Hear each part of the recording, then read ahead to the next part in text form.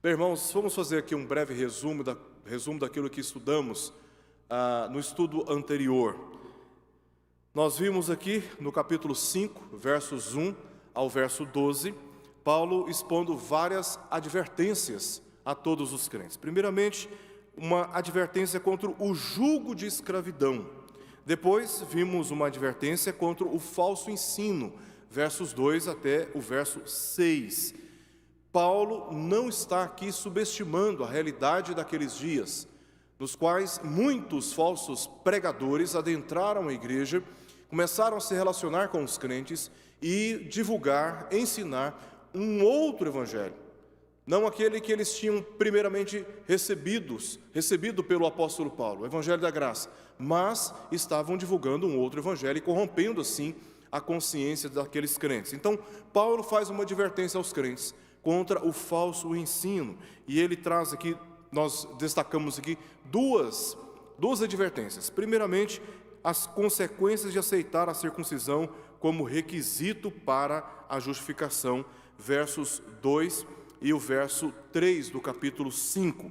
E aqui a advertência de Paulo é que se eles se deixassem circuncidar, Cristo de nada valeria para eles, a doutrina de Cristo não teria qualquer valor, e como eles poderiam então obter a salvação? A segunda advertência tem a ver com as consequências de se guardar a lei. Uma vez que eles eram circuncidados, eles passavam a adentrar ou a integrar a cultura judaica, e como membros da cultura judaica, eles tinham a obrigação de guardar a lei. Então Paulo está mostrando quais são as consequências de vocês agora viverem debaixo do jugo da lei. A consequência será que vocês agora simplesmente estarão se desligando de Cristo. Se Cristo veio para cumprir a lei e vocês estão deixando Cristo para cumprir a lei, vocês estão se desligando de Cristo e se mantendo debaixo do jugo da lei, debaixo da condenação da lei, porque nenhum homem é capaz de cumprir perfeitamente a lei. Foi por isso que Cristo veio ao mundo. Então, duas graves consequências. Vocês estão tratando Cristo como não tendo nenhum valor para a salvação de vocês, e vocês estão se desligando dele ao optar pela guarda da lei. Depois ele faz aqui uma série de advertências contra os falsos pregadores. Em tudo isto, Paulo está dando à igreja a oportunidade de discernir o falso ensino e, pelo falso ensino, discernir os falsos pregadores, e assim se prevenirem de entrarem por um caminho de corrupção e de desespero espiritual. Então ele expõe no verso 7 o método dos falsos pregadores, que é de desviar os crentes, desligar os crentes, de dividir os crentes.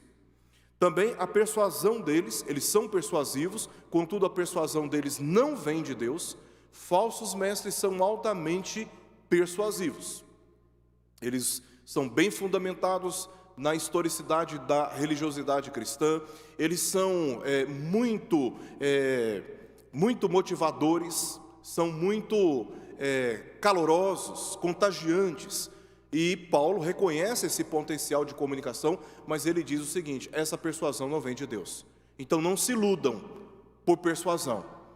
Nós deveríamos ser crentes maduros e não ingênuos, de nos convencer e de nos submeter e de aceitar e de acatar o ensino de qualquer pessoa, porque ela se comunica bem. A comunicação boa, a capacidade de persuasão do pregador não pode ser um critério para ouvirmos e recebermos o Evangelho. Por isso Paulo está destacando isso aqui no verso 8. A persuasão deles não vem de Deus. Terceira advertência: a doutrina dos falsos pregadores é como um fermento.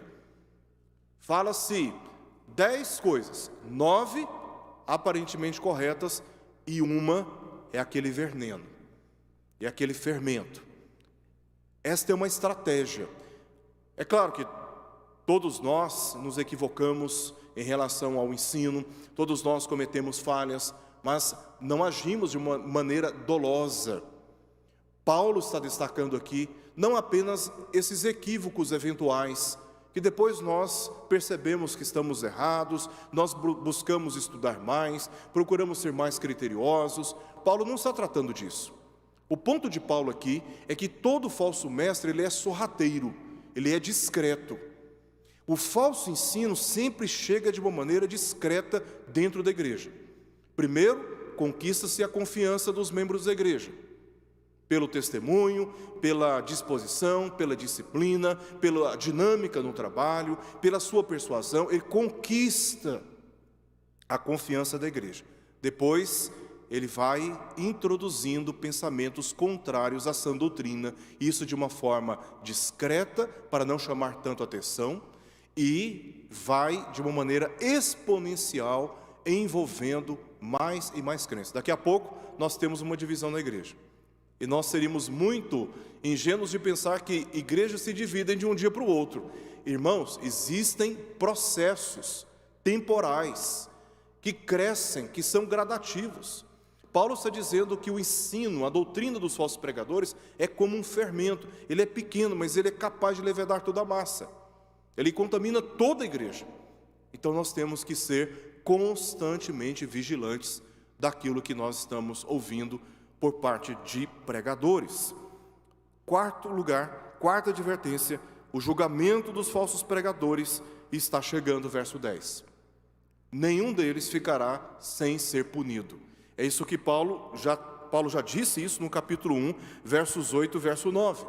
Quando ele fala que se alguém traz um outro evangelho, além daquele que Paulo havia entregado, seja anátema, ou seja, seja entregue à maldição de Deus, à ira de Deus, à ira divina. A condenação dos falsos pregadores está chegando. Em penúltimo lugar, os falsos pregadores são caluniadores. Já vimos aqui no capítulo 2, que, mais uma vez, desculpa irmãos, no capítulo 4, qual é a estratégia dos falsos mestres? Verso 17 do capítulo 4. A estratégia deles, historicamente, sempre foi a mesma: é afastar você da sua liderança. Porque a sua liderança funciona como um guardião. A sua liderança funciona como aquele que vigia por você. Então, qual que é a estratégia do falso mestre? É te afastar você da sua liderança. Especialmente se essa liderança for uma liderança conhecedora e comprometida com a sã doutrina. Então, o falso mestre tem que afastar você dessa liderança, porque você fica como uma presa fácil de ser convencida e de ser arrastada por outro caminho. Assim, os falsos mestres sempre agiram na história da igreja. E no caso do apóstolo Paulo não foi diferente. É por isso que no capítulo 1, no capítulo 2, Paulo se ocupa enfaticamente em fazer uma defesa de si. Porque como ele era o apóstolo de Cristo, aquele que estava portando o evangelho da graça, os falsos mestres tinham que descredibilizar o emissor, o comunicador do evangelho, para que então o evangelho comunicado fosse descredibilizado. Essa é a estratégia deles. Em último lugar, verso 12, o ensino dos falsos pregadores não pode ser subestimado. Geralmente a gente fala, é só uma coisinha boba, né? Deixa para lá. Não pode ser tratado assim. Falsos pregadores não podem ocupar posições de destaque da igreja. Falsos pregadores não podem ter o microfone. Falsos pregadores precisam ser exortados ao arrependimento. E se eles não são arrependidos, eles precisam ser identificados para a proteção do rebanho. Para a proteção do rebanho. Satanás, como diz a Escritura, ele sempre se apresenta como um anjo de luz. Sempre se apresenta como um anjo de luz. A falsa doutrina e o falso pregador, eles são perigosos para a vida da igreja. Eles corrompem a igreja e eles dividem a igreja. Essas foram exortações que o apóstolo Paulo trouxe aqui e que nós analisamos cada um desses pontos no nosso último estudo. Só recapitulando, do capítulo 1 ao capítulo 2, Paulo faz uma defesa do verdadeiro evangelho. Nos capítulos 3 ao capítulo 4, ele explica com profundidade o evangelho. Se o evangelho que eles receberam, e eles compreenderam, e eles confessaram, foi abandonado tão rapidamente quando surgiu uma nova doutrina, depois de ter feito um resgate da credibilidade do apostolado de Paulo e também do evangelho que ele tinha pregado, agora ele se dedica no capítulo 3 ao capítulo 4 de levar os crentes daquelas igrejas da Galácia a um aprofundamento doutrinário. Quando estamos bem doutrinados, quando estamos bem edificados na palavra de Deus, nós não somos arrastados por qualquer vento de doutrina. Então Paulo percebeu a necessidade de aprofundar as raízes do entendimento daquelas igrejas quanto ao Evangelho da Graça. E nós vimos aqui de uma maneira mais aprofundada a explicação que ele dá a respeito do Evangelho da Graça. Então, nós estamos agora na última parte desta epístola, nos capítulos 5, capítulo 6, onde Paulo está trazendo a doutrina que ele expôs nos capítulos anteriores a um entendimento prático. Como que nós podemos traduzir todo o entendimento do Evangelho para as nossas relações? Então, ele faz uma aplicação aqui do Evangelho e, para começar, ele traz aqui, mais uma vez, uma série de advertências. O que nós vimos aqui, advertência contra o jugo de escravidão, advertência contra o falso ensino, advertência contra os falsos pregadores, e hoje nós veremos a última advertência que ele traz, dos versos 13 a 15, a advertência contra a falsa liberdade. Esta é uma introdução que ele faz às aplicações que serão expostas mais adiante. A partir de então, ele aplica a doutrina que ele expôs, a conduta pessoal, versos 16 até o verso 26, depois capítulo 6, versos 1 ao verso 5, como essa doutrina se aplica à coletividade da igreja, como eu, impactado por esse evangelho, devo lidar com o meu irmão no ambiente da igreja, e por fim, algumas exortações finais, capítulo 6, verso 6 até o verso 18. E assim nós temos a estrutura de toda essa epístola e o entendimento de toda a argumentação de Paulo. Paulo iniciou o capítulo 5 dizendo o seguinte: para a liberdade foi que Cristo nos libertou. Permanecei, pois, firmes, e não vos submetais de novo a jugo de escravidão.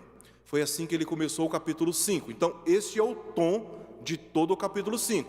Vocês foram chamados à liberdade. Então, permaneçam nesta liberdade que Cristo garantiu a cada um de vocês. E é importante perguntarmos aqui o que significa liberdade no contexto da epístola de Gálatas. A liberdade, ela significa, nesta epístola, primeiramente, a salvação. A justiça mediante a fé e não por obras. Você pode conferir, se você estiver com a sua Bíblia, o que ele diz no capítulo 2, verso 16.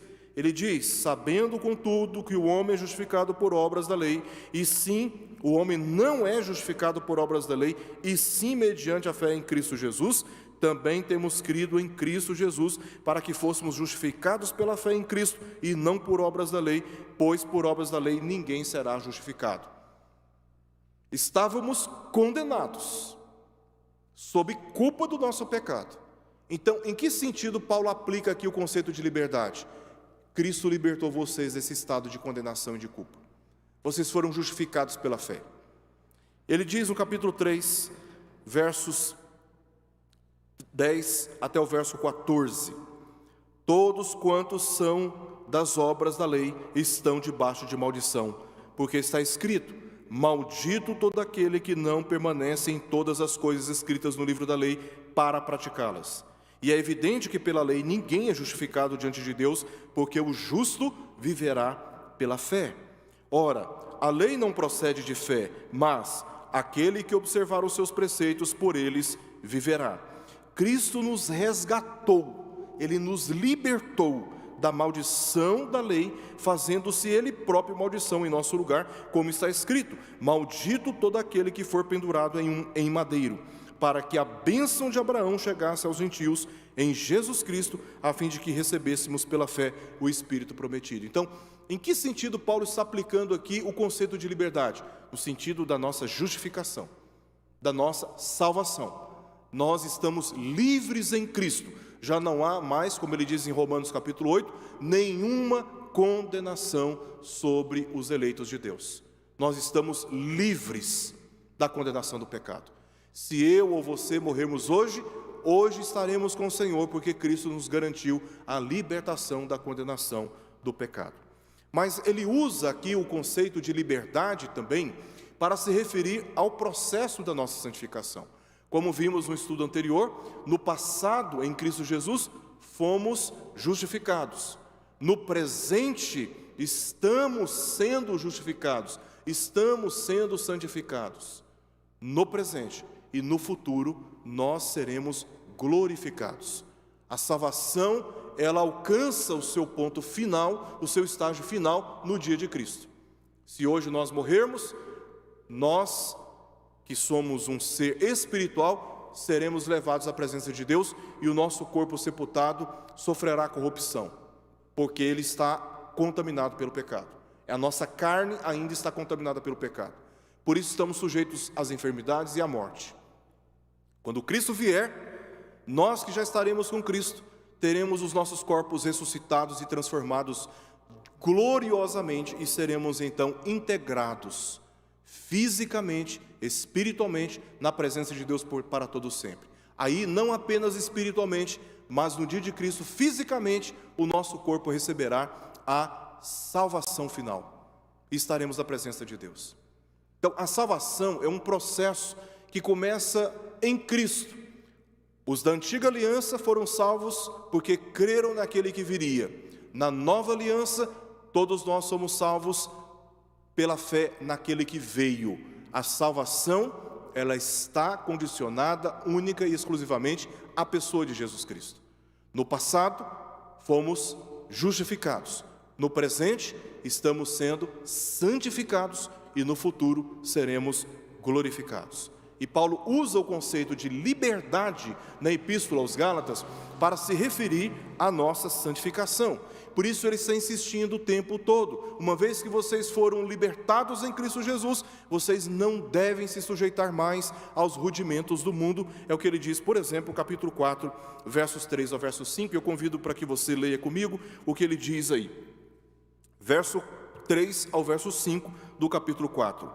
Para resgatar os que estavam sob a lei, a fim de que recebêssemos a adoção de filhos. E porque vós sois... verso 3 ao verso 5. Assim também nós, quando éramos menores, estávamos servilmente sujeitos aos rudimentos do mundo. Vindo, porém, à plenitude do tempo, Deus enviou o seu Filho, nascido de mulher, nascido sob a lei, para resgatar os que estavam sob a lei, a fim de que recebêssemos a adoção de filhos. Mais adiante, verso 8 ao verso 9, ele exorta: outrora, porém, não conhecendo a Deus, servíeis a deuses que por natureza não são. Mas agora que conheceis a Deus, ou antes, sendo conhecidos por Deus, como estáis voltando outra vez aos rudimentos fracos e pobres, aos quais de novo quereis escravizar-vos? Capítulo 4, verso 31, ele diz: e assim, irmãos, somos filhos não da escrava, e sim da livre. Ele aplica o conceito de liberdade aqui, nesse desapego das tradições que são insuficientes para nos trazer a salvação, porque elas foram superadas pela fé em Cristo Jesus.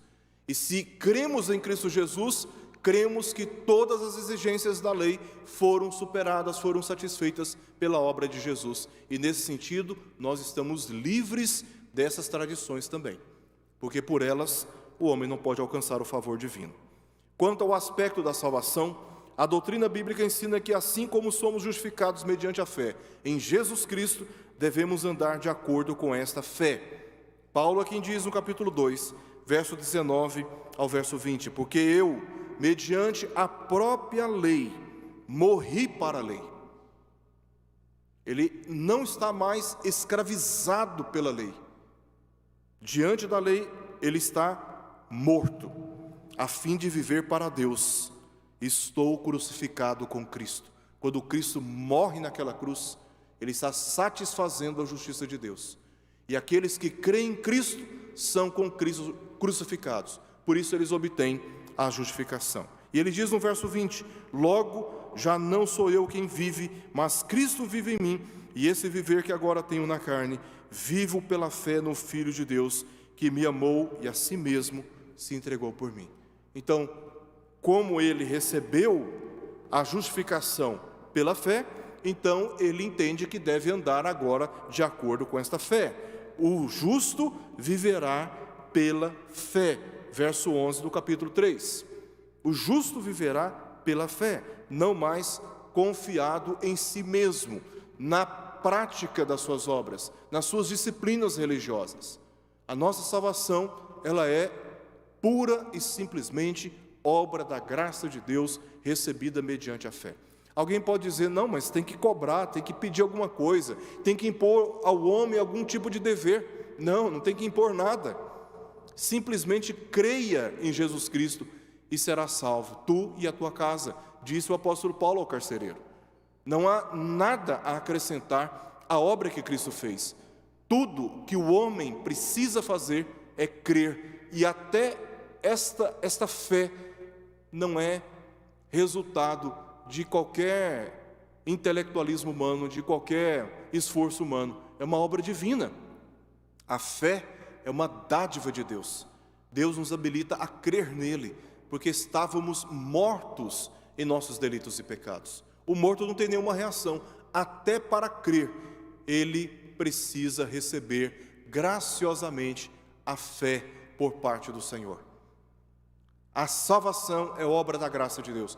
Essa foi a luta dos reformadores contra as tradições religiosas da época, porque a igreja não admitia que não se colocasse sobre os homens nenhum tipo de jugo, e os reformadores, eles não se conformaram com isso, eles descobriram e eles entenderam, e por isso eles lutaram dentro da igreja para que fosse pregada a salvação pela graça em Cristo Jesus somente, e ponto final. Não há nada mais a acrescentar. Não há obra nenhuma que possamos fazer para alcançar o favor divino, porque tudo foi satisfeito na pessoa de Jesus. Bem, Paulo entendia que a libertação do jugo da escravidão no pecado resulta na liberdade para viver sem culpa que ele impõe, que esse jugo impõe. Também entendia que a má compreensão da soberania de Deus na salvação promove omissão e negligência da responsabilidade humana quanto à sua salvação. Você vê, por exemplo, em Efésios capítulo 2, Paulo diz que a salvação é pela graça de Deus mediante a fé. E ele diz, isto não vem de vós, ou seja, a obra da salvação, como resultado da graça de Deus, e a fé não vem de vocês, é dom de Deus, é uma dádiva de Deus, é um presente, é um favor divino. E aí ele continua dizendo, não por obras para que ninguém se glorie. Então, quanto à salvação, não há obra alguma que o homem possa fazer que o aproxime do mérito da salvação. Aí mais adiante, verso 9, verso 10, Paulo vai dizer que nós, de antemão, fomos chamados para as boas obras, que Deus preparou para que andássemos nelas. As obras que trazem a salvação foram realizadas por Jesus, porque nós não poderíamos realizar. As obras que Paulo se refere mais adiante, dizendo inclusive que elas foram preparadas de antemão para que andássemos nelas, não são obras para a nossa salvação, mas são obras que servem para testificar a nossa salvação. As obras aqui não são causa da salvação, mas resultado da salvação, porque uma vez que fomos alcançados pela graça divina, agora vamos andar intencionalmente em conformidade com a palavra de Deus. O amor a Deus vai nos guiar a viver uma vida de santidade. E quando nesse esforço nós pecarmos, nós temos um advogado junto ao Pai, o qual intercede por nós, Jesus Cristo. É Ele quem faz propiciação pelos nossos pecados. É Ele que intercede por nós. E nós podemos confessar os nossos pecados, nos arrepender deles e recorrermos a Deus, porque em Deus há perdão para os nossos pecados. Mas nós nunca mais nos conformamos em viver uma vida de pecado. Pelo contrário, queremos viver uma vida obediente ao Senhor, fugindo do pecado, porque para essas obras, de antemão, Deus preparou para que andássemos nelas. Então, nós não podemos confundir, entendendo que Deus é soberano na nossa salvação, negligenciar a nossa responsabilidade quanto à nossa santificação. Paulo sabia que havia um mau entendimento da soberania de Deus na salvação, pode resultar em omissão e negligência na nossa santificação. Neste caso, quando nós compreendemos mal a obra soberana de Deus a favor da nossa santificação, alguns podem relaxar a ponto de passar do legalismo para o liberalismo, contradizendo a fé professada pela fé testemunhada. Eu digo que sou crente em Cristo Jesus, mas eu vivo como se Cristo Jesus não tivesse valor algum para a minha vida. Era assim que os crentes na Galácia muitos dos crentes da Galácia estavam vivendo. Por isso que Paulo está dizendo: se vocês se deixarem se circuncidar, Cristo de nada vos valerá. E se vocês preferirem guardar a lei, de Cristo vocês estão se desligando. Porque eles estavam entendendo mal o evangelho da graça.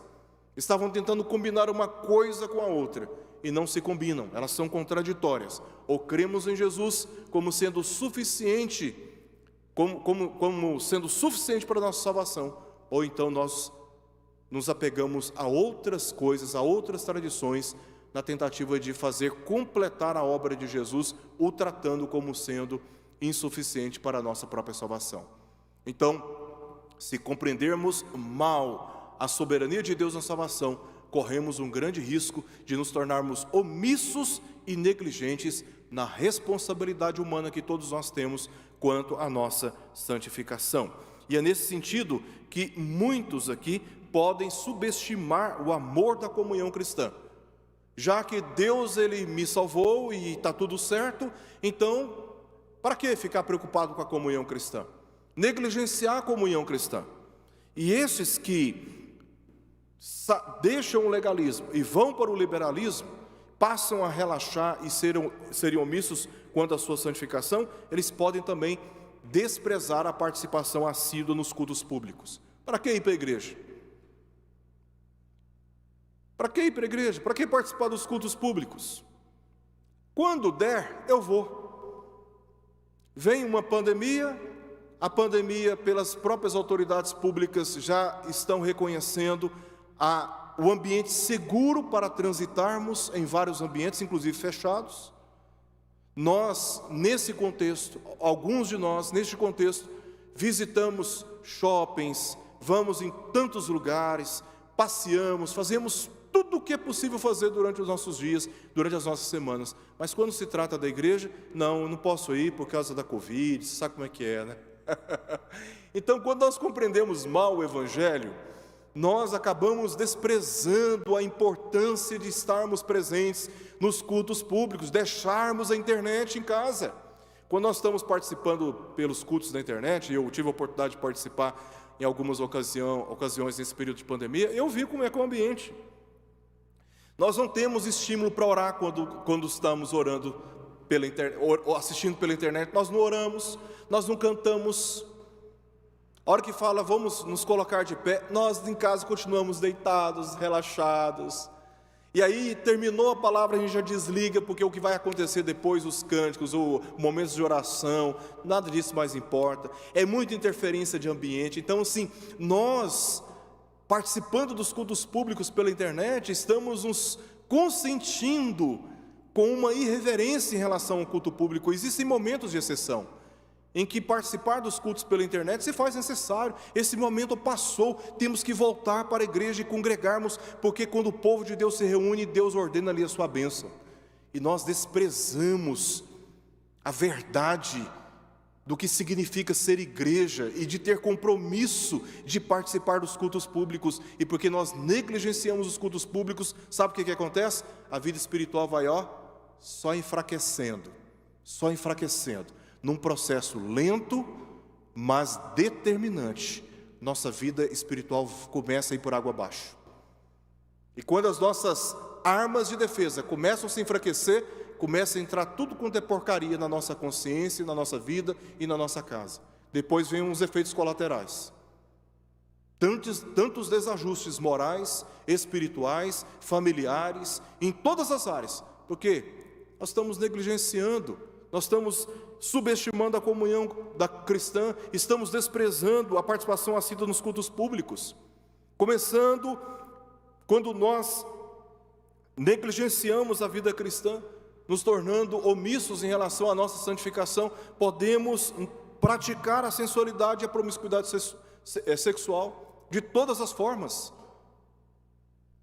Aí começa a praticar todas essas coisas e começamos a tratar isso como algo normal, escondemos isso dos nossos pais, escondemos essas coisas da nossa liderança na igreja, escondemos isso da sociedade, mas Deus sabe, Deus está de olho, Deus, Ele sabe o que se passa na nossa história. Quando nós negligenciamos a vida cristã, nós sofremos espiritualmente. Sofremos espiritualmente. Muitos acabam também se aproximando de más amizades, bebidas alcoólicas e até mesmo de drogas. Pessoas, quando estavam firmes na fé, andando nos caminhos do Senhor, buscando a santificação, estavam vigorosos, resistentes e resolutos diante das tentações.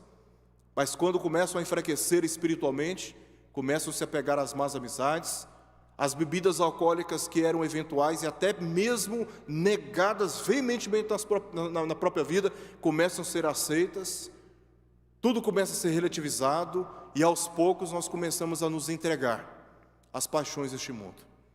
Também, frequência a festas e shows que profanam a nossa santificação. É como se a vida na igreja fosse uma e a vida lá fora fosse outra. Nós não participamos assiduamente nos cultos públicos, mas temos uma euforia enorme para estarmos em shows onde a santificação da nossa vida e da nossa consciência estão sendo violentadas claramente e por decisão nossa. Então, quando nós temos uma má compreensão da soberania de Deus na salvação, nós nos tornamos omissos e negligentes quanto à responsabilidade que nós temos para com a nossa santificação. E aí, por fim, ignoramos a meditação na palavra de Deus e nas orações. Façamos honestamente uma autocrítica, um autoexame. Estamos lendo a palavra de Deus com prazer? Se é que estamos lendo, estamos orando e buscando a Deus em oração, ou nós já não buscamos a Deus em oração, já não lemos mais a Bíblia?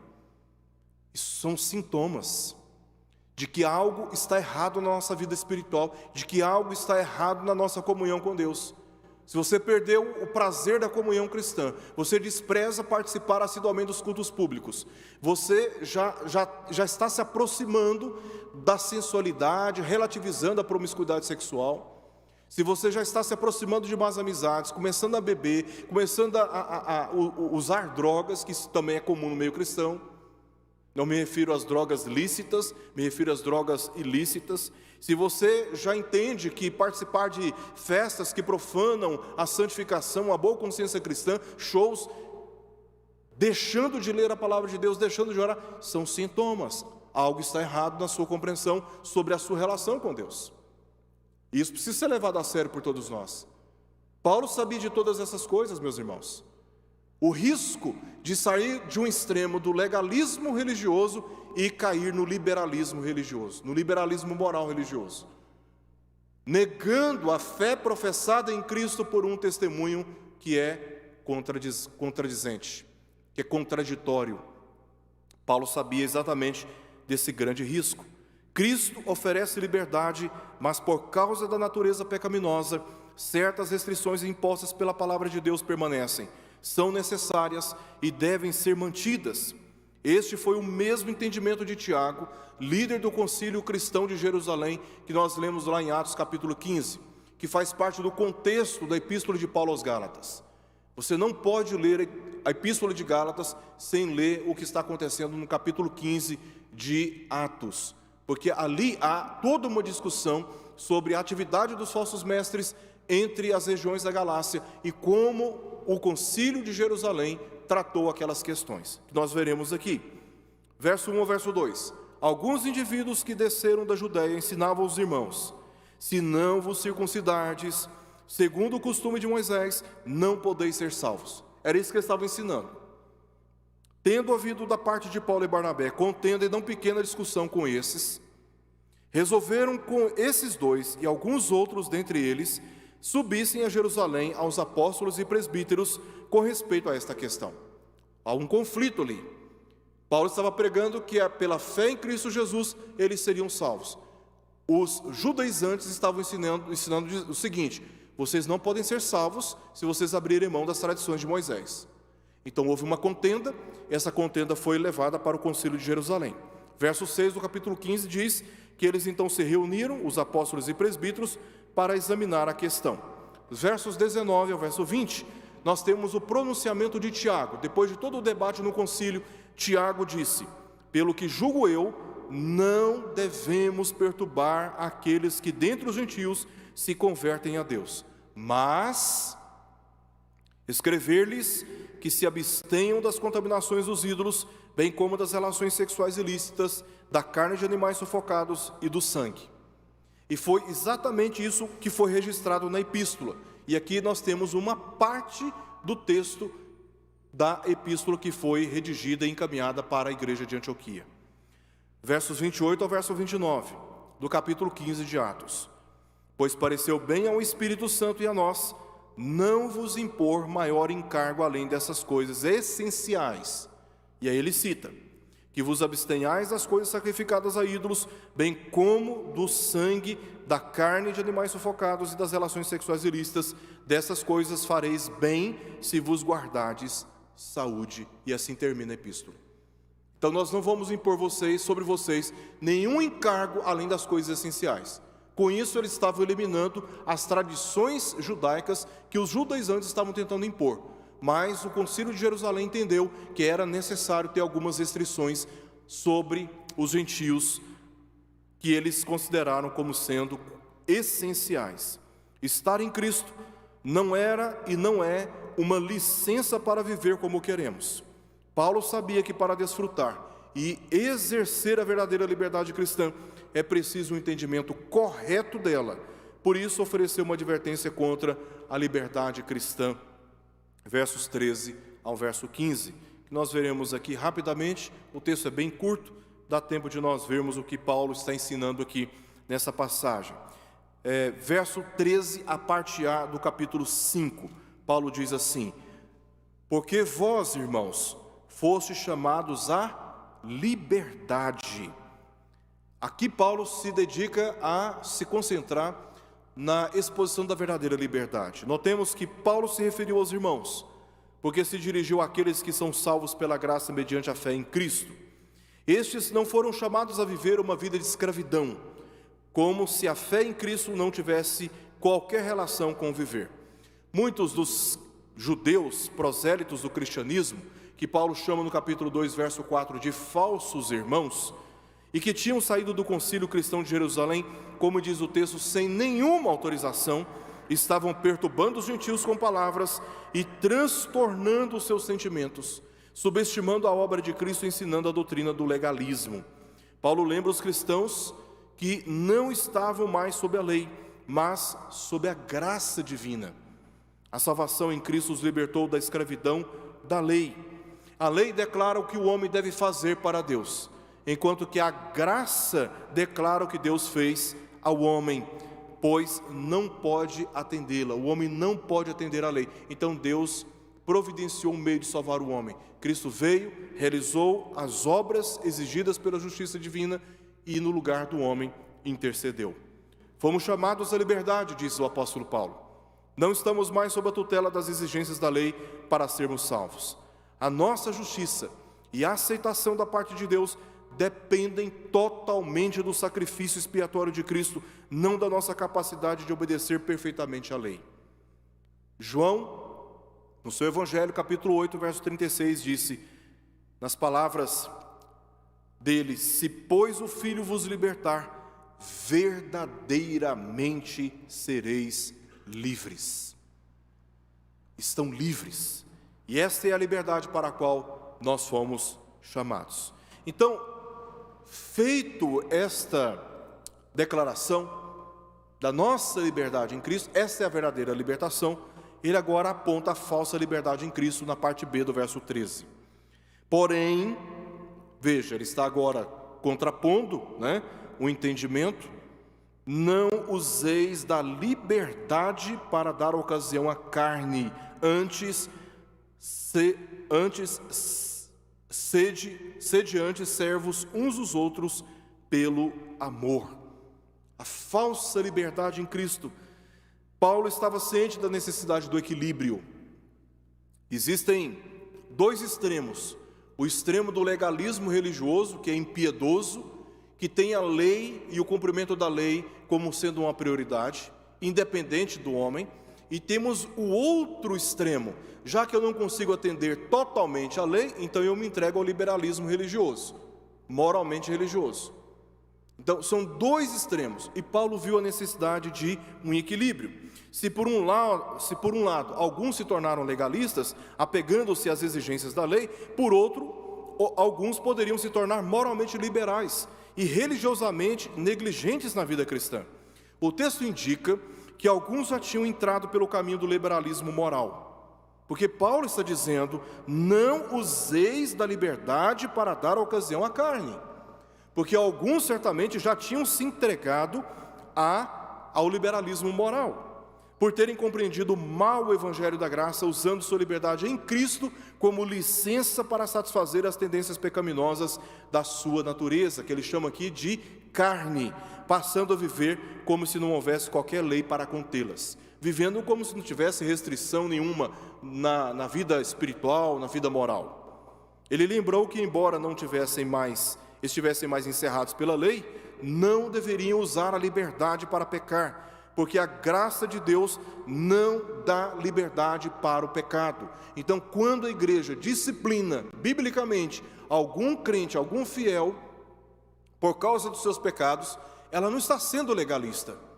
ela está sendo justa, ela está sendo bíblica, porque não podemos compreender a vida cristã sem fronteiras, sem limites, como se estivéssemos sendo entregues a nós mesmos. Não, existe uma palavra, a palavra de Deus, que nos restringe, que estabelece impedimentos e censuras morais e religiosas para nos mantermos no caminho da retidão. Então, não pensemos que uma vez que fomos libertados do jugo do pecado, que fomos libertados do jugo da lei, que agora estamos livres para vivermos como nós queremos, porque nós não estamos.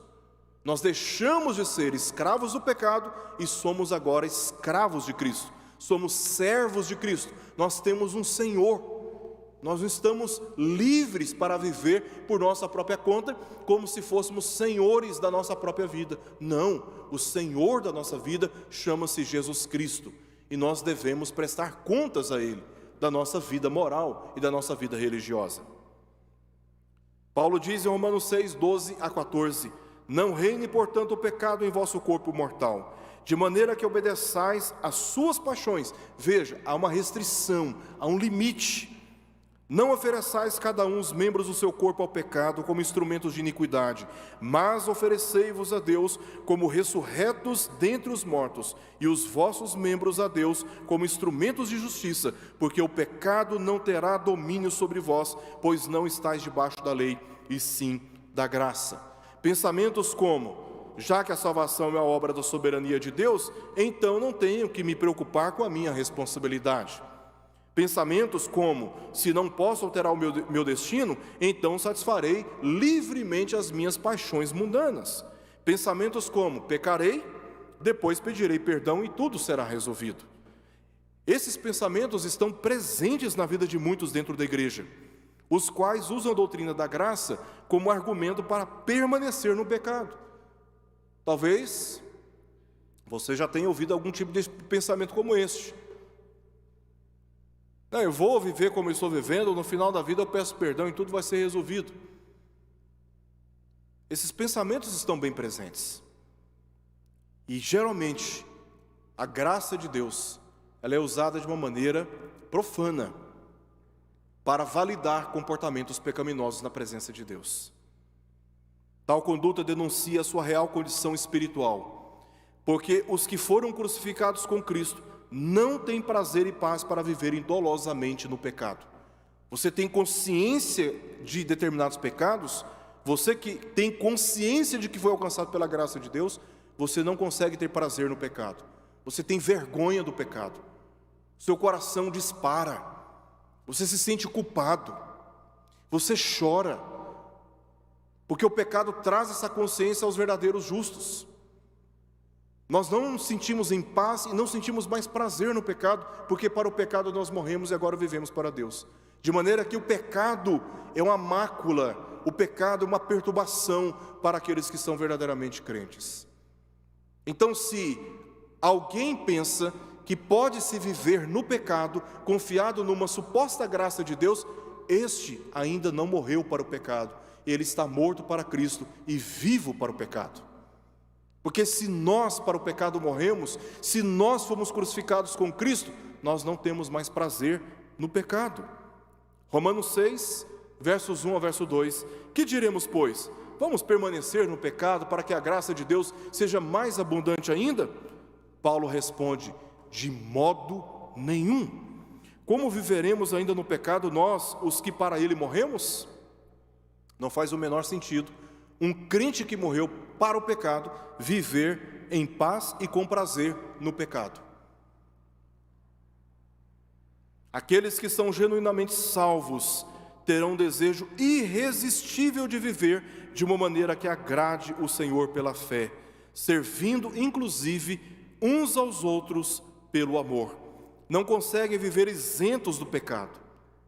João diz em 1 João capítulo 1, verso 10, que se dissermos que não temos cometido pecado, nós nos enganamos a nós mesmos e a verdade de Deus não está em nós. Porque todos nós estamos corrompidos pelo pecado e temos a necessidade de recorrermos sempre à presença de Deus em busca de misericórdia pelas intercessões do seu Filho. Mas nunca buscam satisfazer a carne porque a graça de Deus permite. Eu não peco porque Deus me permite. Isso seria um engano e altamente profano, visto que Deus não pode ser tentado pelo mal e Ele mesmo a ninguém tenta, diz Tiago na sua epístola. Em terceiro e em penúltimo lugar, Paulo apresenta agora o mandamento da verdadeira liberdade. Primeiro ele estabelece o que é a verdadeira liberdade. Verso 13, parte A. Segunda parte do verso 13, ele denuncia a falsa liberdade. Agora no verso 14, ele estabelece qual é o mandamento da verdadeira liberdade. Ele diz assim, porque toda lei se cumpre em um só preceito, a saber, amarás o teu próximo como a ti mesmo. Este é o mandamento da verdadeira liberdade. Já que os gálatas estavam tão fascinados pela lei, Paulo afirmou o mandamento de Cristo, de que deveriam amar o próximo como a si mesmos. Já que insistiam em cumprir a lei, esta é a que deveriam observar e atender. Então está aqui uma lei para vocês observarem e cumprirem. A lei de Cristo, que ele vai fazer menção no capítulo 6, verso 2. Essa é a lei de Cristo, amar o próximo como a si mesmo. Quando um escriba perguntou a Jesus quem era o próximo, Jesus respondeu pela parábola do bom samaritano, que o próximo é qualquer um que está ao nosso alcance. Qualquer um, independente do status religioso, financeiro, da cor da sua pele, da sua origem étnica, não importa. É qualquer um que está ao nosso alcance. Este é o nosso próximo. A verdadeira liberdade em Cristo exige de todos nós que, por amor, sejamos dedicados ao bem dos outros, nunca ao mal. Por quê? Porque quem vive em pecado, vive promovendo o mal de uma maneira direta, deliberada. Aí nós temos os roubos, os assassinatos, nós temos as mentiras, nós temos as corrupções, as fraudes, nós temos as promiscuidades sexuais, as das mais variadas, nós temos um modo direto de promovermos o mal na sociedade, que é através do pecado, ou até mesmo estimulando ou financiando o pecado, de uma maneira indireta. Então, quando você acessa páginas pornográficas, por exemplo, você está financiando a pornografia e as impurezas digitais, pelos meios digitais. Quando você consente com uma fraude, você está contribuindo para a manutenção daquela corrupção no seu ambiente de trabalho. Existem modos de promovermos o pecado, diretamente ou indiretamente. O amor, entretanto, interrompe o seu curso, porque a nossa liberdade em Cristo não nos dá validade, não nos dá a liberdade para continuarmos pecando, pelo contrário, para fugirmos do pecado, porque o pecado agora já não tem domínio sobre nós, nós não somos mais obrigados a vivermos no pecado, estamos livres. Eu posso dizer agora para o pecado, basta, eu não viverei mais neste caminho, eu não viverei mais nessa prática pecaminosa.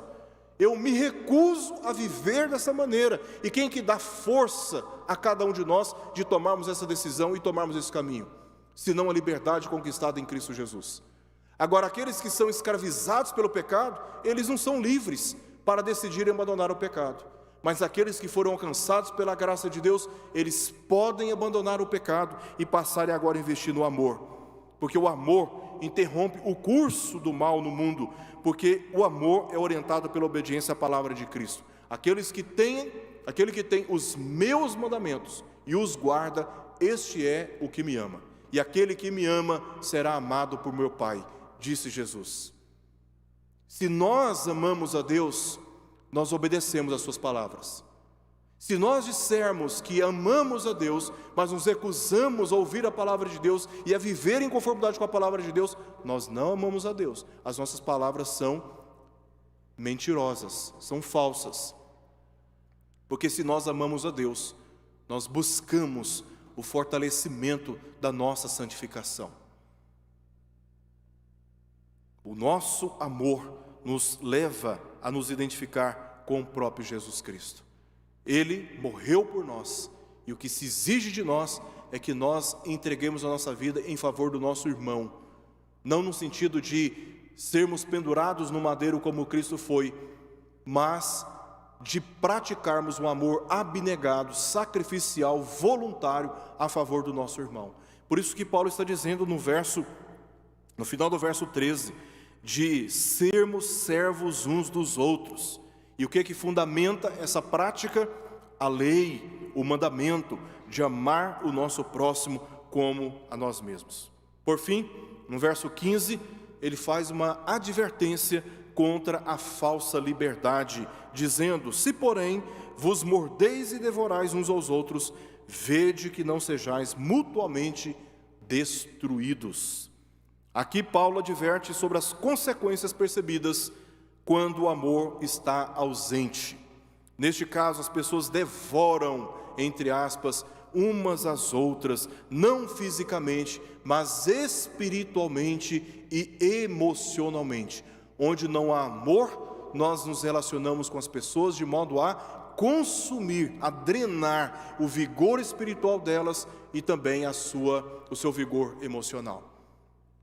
E é isso que acontece com o pecado. O pecado traz traumas para as relações. A falta de amor gera o ódio e aumenta o egoísmo. Por essa razão, as pessoas passam a se comportar como predadores descontrolados e famintos, buscando o seu próprio interesse, não se importando com a necessidade dos outros ou com o bem coletivo da igreja. Algo que Paulo vai começar a desenvolver a partir do nosso próximo estudo aqui. Estaremos vendo os versos 16 até o final aí do capítulo 6. Ele vai começar a aplicar de modo pessoal e de modo coletivo para o contexto da igreja. A carne morde, ela fere a nossa natureza pecaminosa, ela nos induz, ela nos estimula, ela nos orienta, ela nos guia, ela nos conduz a ferir, a machucar os nossos irmãos. E não apenas isso, devora. A falta de amor consome, porque a falta de amor dá espaço ao egoísmo, dá espaço para a ira, dá espaço para a glutonaria, dá espaço para todo tipo de idolatria. O pecado, ele destrói relações, ele consome o vigor espiritual e emocional das pessoas. E o fim é a destruição. Contudo, o amor serve, o amor edifica. Se nos comprometermos a cumprir a lei de Cristo, o amor altruísta, seremos mais unidos como igreja e muitas divisões darão lugar às virtudes espirituais como testemunho da graça de Deus em nós. Como precisamos meditar no amor nas nossas relações, sermos mais carinhosos, sensíveis, zelosos pela reputação, pela saúde, pelo bem do nosso irmão, pelo crescimento espiritual dos nossos irmãos. Como nós precisamos de amor nas nossas relações.